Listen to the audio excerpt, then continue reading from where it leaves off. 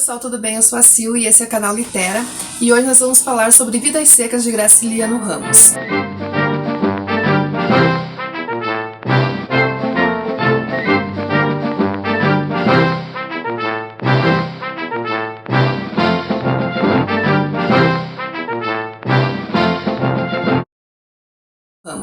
Esse livro é uma obra que mais retrata a vida do sertanejo.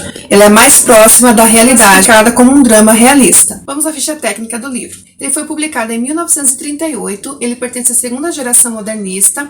Ele é classificado como um romance dramático, inclusive por quê? Porque se aproxima muito da realidade. É narrado em terceira pessoa, narrador onisciente. Inclusive, é uma curiosidade em relação ao narrador desse livro. Geralmente o narrador onisciente, ele sabe tudo que está acontecendo ali, dá às vezes até um pitaco, uma coisa assim. Nesse livro, eles têm muitos pensamentos, então o narrador, assim, a onisciência dele é dando vida aos pensamentos, tanto de Fabiano, tanto da Sinha Vitória, inclusive até da Baleia, a cachorra da família. Passa no século XX, e o espaço é o sertão do Nordeste. Como eu falei, Graciliano, essa obra dele, Vidas Secas, ela pertence ao 30, do regionalista.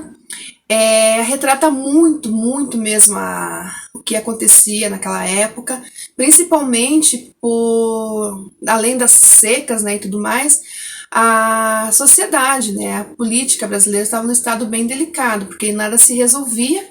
Então essa obra demonstra muito essa dramaticidade.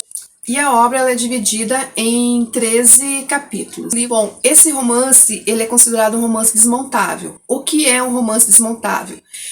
Ou uma obra desmontável? É uma obra que você pode ler os livros, os capítulos assim intercalados, não precisa seguir uma ordem. 1, 2, 3, você pode ler primeiro o capítulo, depois o terceiro, depois o quarto. Então você pode ler da maneira que você achar melhor. Eu particularmente prefiro ler na ordem certa, capítulo por capítulo, se bem que quando você lê o capítulo 1 e o último capítulo, ele parece que ele fecha um círculo ali, que você não sabe se é um início da vida deles, se é um recomeço, se está acabando a vida deles, porque se você prestar muita atenção no primeiro capítulo, que é a mudança, e no último capítulo, que é a fuga, eles fazem uma ligação. Vamos lá, capítulo 1. Antes de eu falar sobre o capítulo 1, eu quero realmente falar em questão da realidade dessa obra.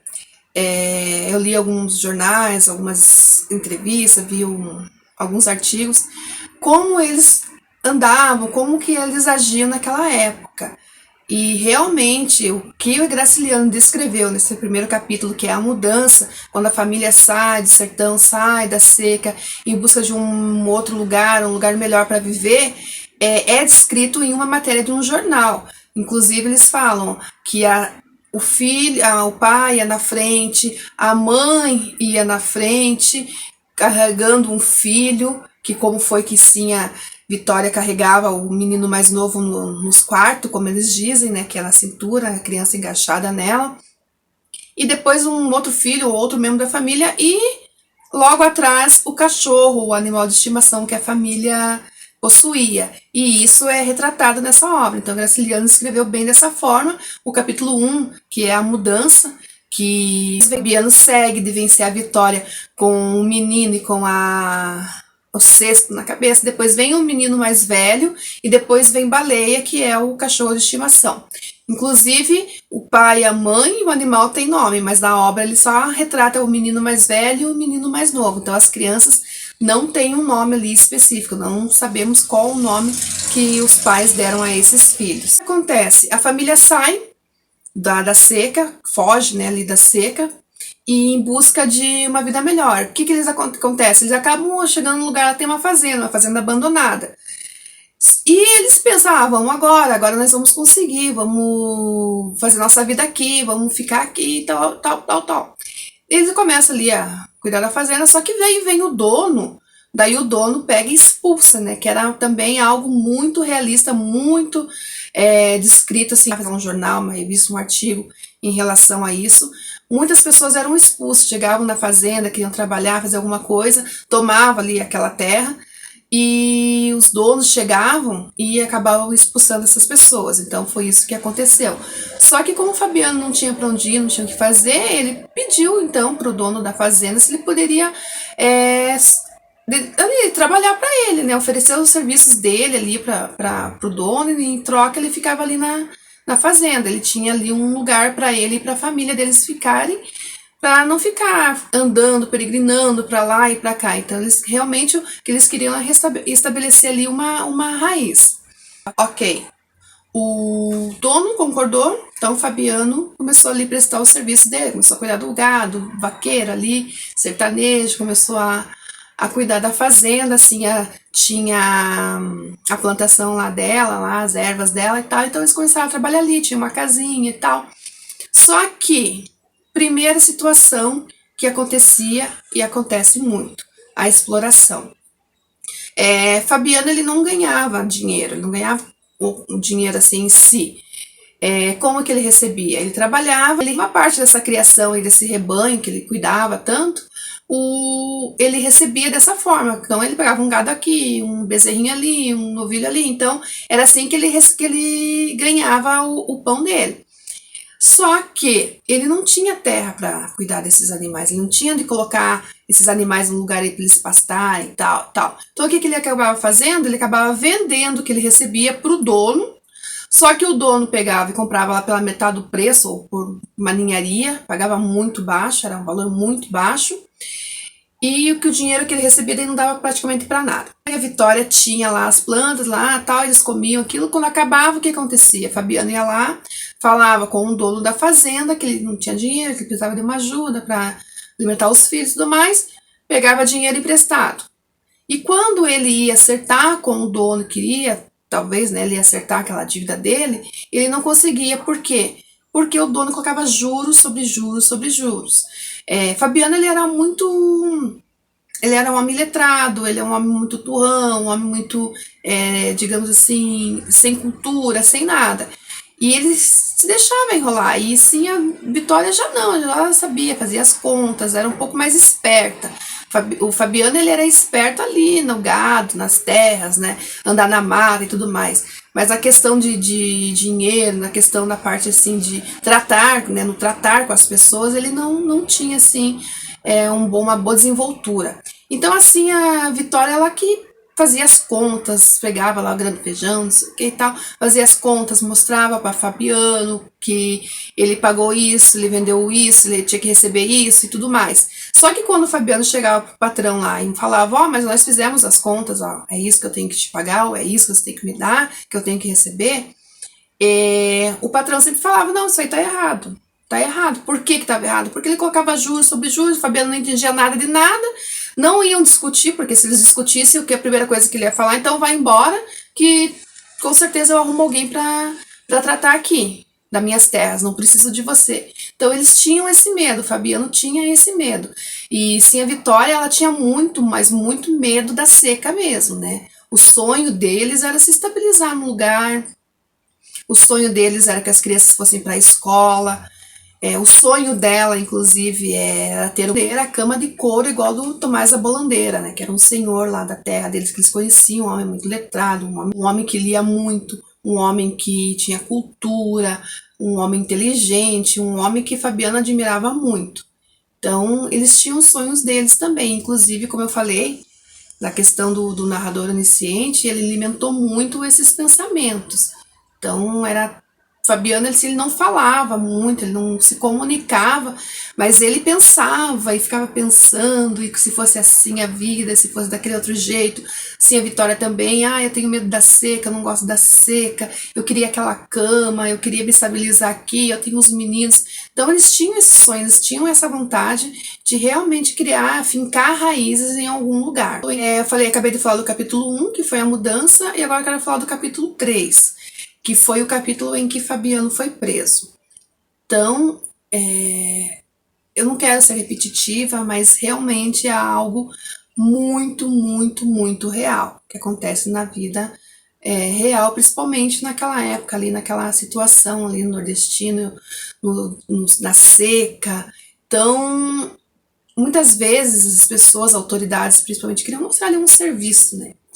Então, o que aconteceu? Fabiano foi preso, ele nem sabia por quê, não foi preso por nada, ele estava ali sossegado, tranquilo.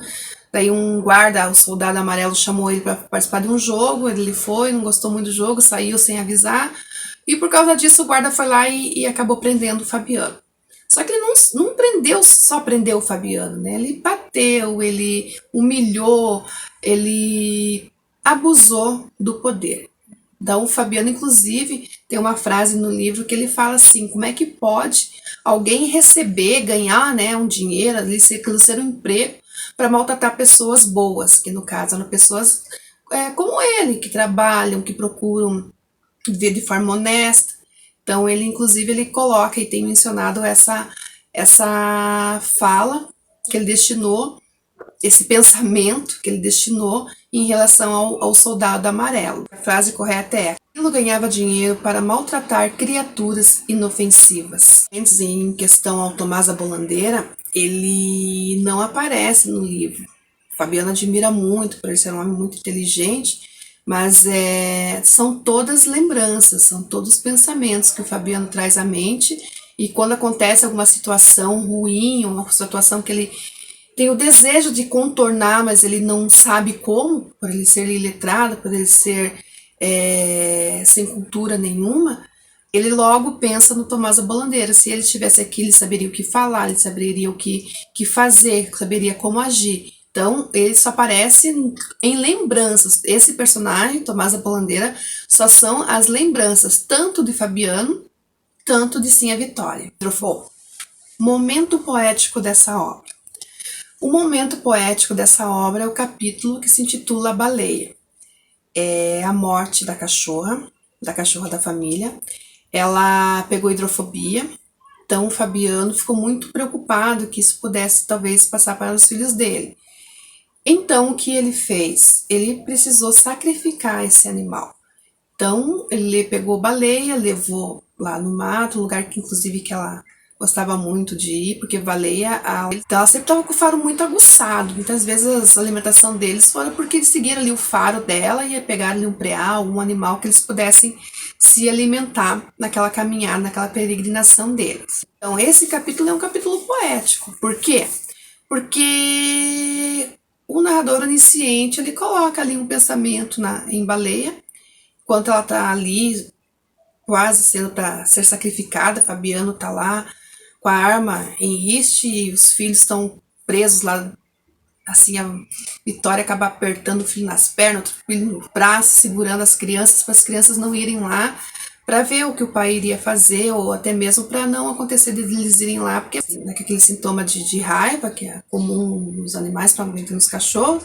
Então ele tinha assim muito medo realmente que aquilo pudesse ser transmitido para as crianças. O que aconteceu? Então a baleia ficou meio desnorteada, estava meio ela nem sabia o que estava acontecendo com ela ali naquele momento. E Fabiano vacilou um pouco porque a cachorra nasceu ao lado dele, acompanhou a família por muito tempo. Então ele ficou muito receoso de ali acabar sacrificando a baleia.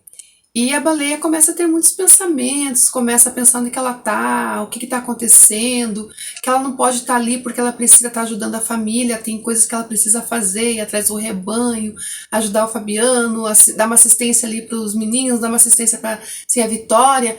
Então, esse capítulo Baleia, realmente, o pensamento, aquilo que o autor, né, Graciliano Ramos coloca ali, é algo assim muito tocante em relação ao cachorro. Ela fica ali entre delírios, entre angústias. Ela queria ajudar a família, ela achava que ela estava forte, que ela poderia levantar para cumprir essas obrigações ali do dia a dia. A fuga, como eu falei, primeiro a mudança e depois a fuga. Então parece que ali um capítulo liga ao outro. A fuga, a seca estava chegando, eles precisavam ir embora, mas o que aconteceu? Os juros. Os juros sobre juros sobre juros.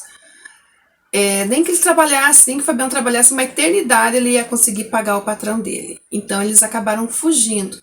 Pegaram ali as coisas que eles mais precisavam, que eles poderiam ali pegar. O que restava, como diz no livro, o que restou para eles. Então eles pegaram e seguiram o caminho novamente procurando um lugar, procurando uma terra nova, procurando fugir da seca.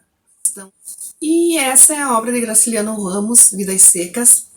É um livro muito utilizado para a questão da comparação da realidade com a ficção. Ele descreve, assim, é um livro com 100 e poucas páginas, mas é bem detalhista, né? Um detalhe muito... Ele eleva muito, assim, os detalhes da questão de como que o sertanejo vivia, a questão que se eles estavam num lugar que era seco, eles fugiam, corriam daquele lugar, as sensações de quando a árvore lá, mandacaru ou qualquer outra plantação, ou quando os animais já sabiam que vinha seca, que os animais fugiam, a árvore começava ali as folhas a cair, a árvore já começava a ficar mais frágil. Então, assim, são muitos detalhes e que é descrito, né, na Grande Seca. Inclusive, essa grande seca que teve foi no Ceará. Mas todo o Nordeste, a parte de sertão, sertão lagoano, sertão do Recife, sertão do Ceará, sertão da Bahia, eram muito parecidas as situações. Muito parecidas. O povo tinha que sair, não tinha água, não tinha recursos e acabavam peregrinando. Uns não chegavam aos seus destinos, passavam sede, passavam fome, morriam envenenados por comer coisas que não deveriam comer. Realmente aconteceram, principalmente da Grande Seca. Histórico. Fato histórico de 1938 foi o ano que a obra foi publicada. Temos o senhor Getúlio Vargas, presidente do Brasil. Ele já estava no mandato ali desde 1930, 1934 passou ali a eleição, foi, e em 1938 ia ter uma nova eleição.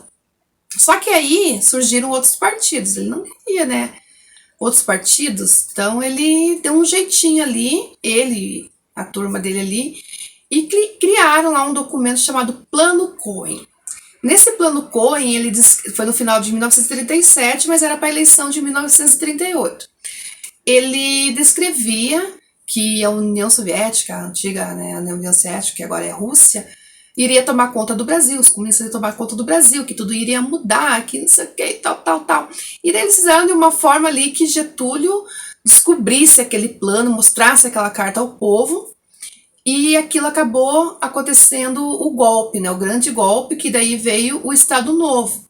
O que aconteceu? Não teve eleições em 1938 e Getúlio permaneceu ali no governo. Estado Novo, e o Estado Novo dava plenos poderes a Getúlio Vargas de comandar, de mandar, desmandar e tudo mais. Então, esse é o fato histórico. Se vocês estiverem me seguindo aí no meu canal, não esqueça de acionar o sininho para receber as notificações, se inscreva no canal e mantenha essa leitura.